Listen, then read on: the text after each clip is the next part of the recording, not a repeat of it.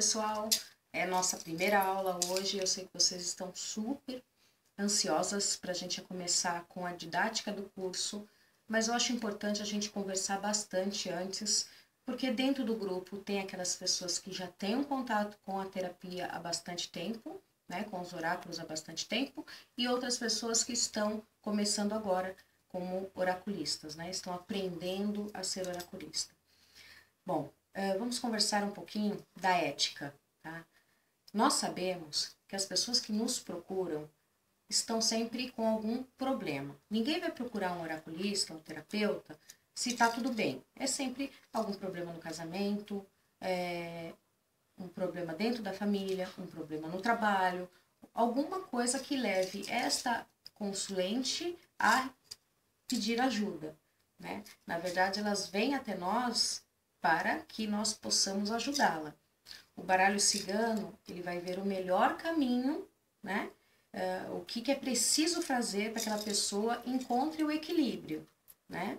Então, no último mês, inclusive, nós temos dos tópicos de aula é essa avaliação, né, do consulente. A priori, eu não vou falar sobre isso. Vamos entrar agora na ética, tá? E depois um pouco sobre o baralho cigano. Mas a ética é o seguinte: existe tanto o bom oraculista como o mau oraculista. O que o bom oraculista vai fazer? Ele vai olhar o consulente como seu paciente. Ele vai avaliar o que é melhor para o consulente, como nós sendo instrumentos de Deus, né? O que é melhor para o meu consulente? E o mau oraculista, ele sempre vê o que é bom para si mesmo. Vou dar um exemplo. Uma pessoa me procura com problema no casamento e pede para que eu veja que ela está desconfiada, que o marido tem outra pessoa e ela quer que eu veja o casamento. E eu visualizo que realmente o esposo tem uma pessoa no casamento, uma pessoa extraconjugal, tá? E aí eu mesma vou trabalhar o baralho, né? Sem a consulente perceber, eu vou trabalhar com o baralho fazendo perguntas de modo que eu entenda qual a melhor forma de ajudá-la. Porque nós não somos obrigadas a ver e falar tudo que nós estamos vendo, tá? O que aconteceria? O que acontece, aliás? Nós nunca sabemos quem é que está do outro lado, né? Se a pessoa tem uma síndrome do pânico, se uma pessoa tem um problema psicológico, se ela pode sair dali e se matar, né? Se ela pode ter um desequilíbrio emocional muito grande que vai acarretar um desequilíbrio e uma tragédia até, né, da família, ou uma incapacidade psicológica mais para frente. Então nós vamos avaliar o que fez esse esposo a buscar outra pessoa. Ele realmente é sacana? Não presta? Né? A esposa é uma boa esposa? Ou ela deixou, sabe, ela não está cumprindo com as obrigações dela, ou ela está exigindo muito do marido, ou ela xinga muito, ou ela se exalta muito, né, e ela se tornou uma pessoa extremamente dependente desse marido, né, e ele entrou numa fase que ele já não aguenta mais e buscou um recurso fora. Existem milhões de possibilidades para um casamento, para uma traição. Não é que justifique, né? Como até nós conversamos, né? Da etnia cigana nem tem essa questão traição. Mas eu falando para minha consulente, eu não vou ajudá-la, né? Eu vou estar alimentando o meu ego, porque daqui para frente, daqui a 3 dias, 4 dias, ela descobre, vai lá, fica de butuca, vê que o marido tá com outra e entra num desespero total e fala: nossa, a Jade acertou. E não é bem assim. Eu quero fazer com que ela saia da minha mesa bem, né? Então eu vou avaliar se o casamento, né, está dando algum tipo de corte, aí eu tenho que já prepará-la para essa separação. Se o casamento não tem corte, então ele tem como ser recuperado. Como nós vamos recuperar? Vamos ver se o marido realmente é o causador dessa dificuldade de relacionamento ou se é a esposa. E aí orientá-la, né? Para que, por exemplo, se ela exige muito do esposo, é muito dependente, então nós vamos ajudá-la a ser independente, colocar força, falar do que pode acontecer na vida dela. Por exemplo, se ela começar a trabalhar, ou se ela mudar o trabalho, ou se ela começar a montar uma empresa.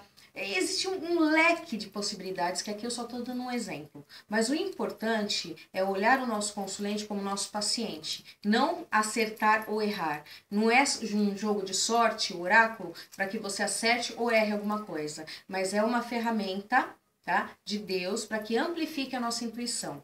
Como o baralho cigano ele vai fazer?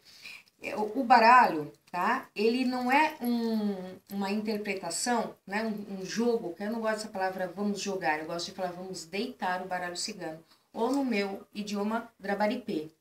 É uma questão de ser um portal energético. Ele amplifica a minha intuição. Da onde vem a nossa intuição? Vem da glândula pineal, né? Que é o nosso terceiro olho. Tá? Não falando fluidicamente, mas realmente materialmente, dentro do nosso cérebro, na direção do terceiro olho, que existe um olho fechadinho, anatômico, tá? Igual os nossos olhos, e esse olho ele fica nesta direção. Esse olho é uma glândula, tá? E essa glândula é responsável pela nossa comunicação com o astral. Então, dentro deste curso, vocês vão estar aprendendo a trabalhar a glândula pineal para que ela se expanda, e o baralho ele vai amplificar muito mais a sua glândula pineal a ponto de você conseguir interpretar energias. Então, essa é a função da glândula pineal e do oráculo, é interpretação energética. Então, não é um jogo de acertar ou errar, e sim um trabalho de Deus para com o nosso próximo, de ajudá-lo, tá? Então, sempre pensem que o seu consulente, ele vai voltar para você, não pense na parte financeira. Ah, não, mas eu tenho que acertar porque meu consulente tem que voltar para mim ganhar. Não é assim.